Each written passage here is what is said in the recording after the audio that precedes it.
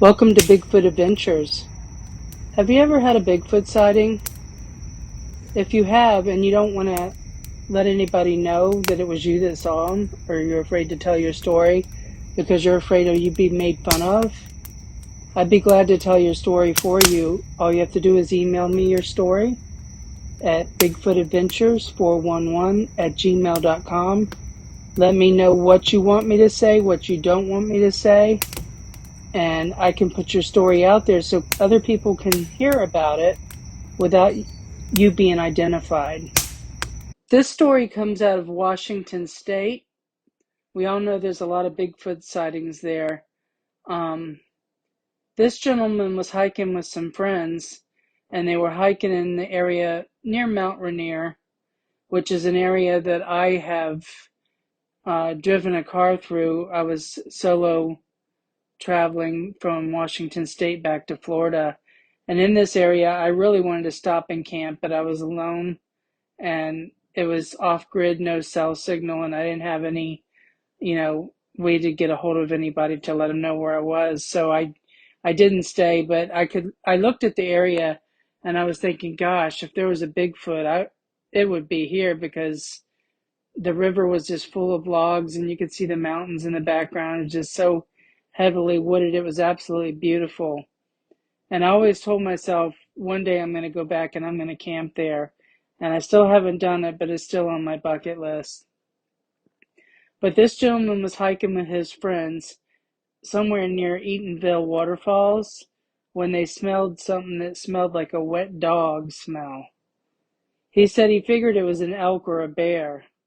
When they turned the corner by the middle fall, there was a huge black creature crouching over like a human drinking from the river. He said his buddy surprisingly gave out a yelp, and it looked up and stared at us for about a minute, then moved lightning quick into the trees. So that was their story. The follow-up investigation on this, after talking with the witness, these are the things that came out in the conversation. This is what it said. It said, the witness was hiking to a popular spot just south of town of Eatonville, Washington. This location is where a branch of the Marshall River flows over a waterfall about 30 foot high. The location is approximately 200 yards from the highway parking area. It is very near the Pack Forest, which has a long history of Sasquatch sightings, track lines in the snow, and other activities, including one stealing a trail worker's lunch. They hiked from the road, across the railroad trestle, and down the trail to the right of the railroad tracks. This trail has a cable strung along it to use as a handhold. The trail is quite steep. It had not heard them approach over the sound of the river.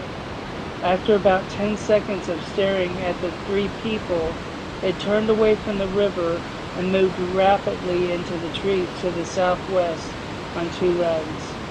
As it moved away, it paused 3 times to turn and look at them. The witness said this was the time when he was worried about whether or not it was going to attempt to approach them.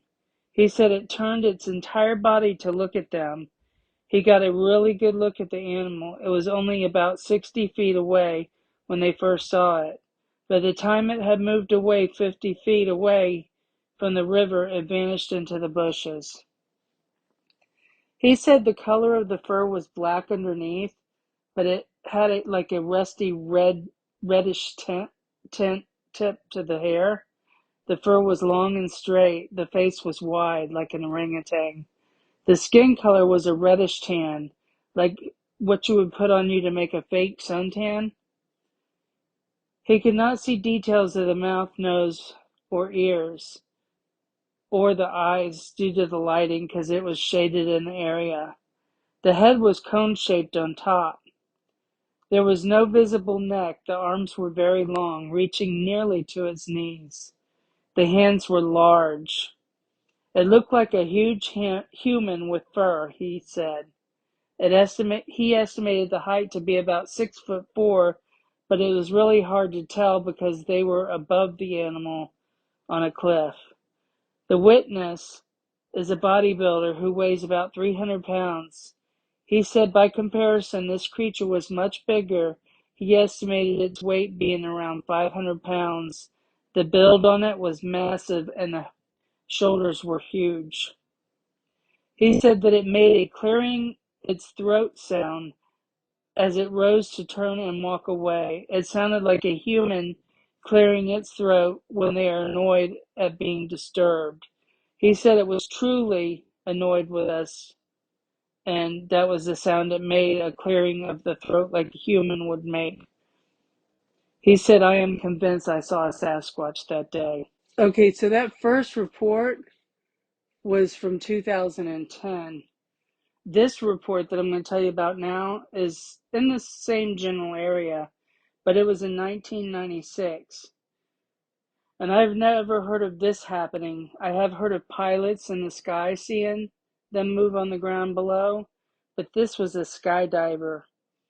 He said in August of 1996, they were above Washington, and they were doing their annual skydive boogie call, which is like an event that they have for skydivers. It's called the Geek Brothers. He said some of our friends flew there in a Cessna to the drop zone, and over Mount Rainier, walking down a road was a Sasquatch. They could see it from the air. They whipped the plane around and buzzed it at about 100 feet, totally amazed at what they were seeing as it took off running down the road with huge strides. Then as the plane got almost over the top, it leaped off the road, running uphill, jumping stumps like nothing they had ever seen before. And it spun around after it jumped through the stumps and ran uphill, and it was gone. They never saw it again. So I thought that was a pretty cool story too, in that same general area. It's a short story, but that's what they saw.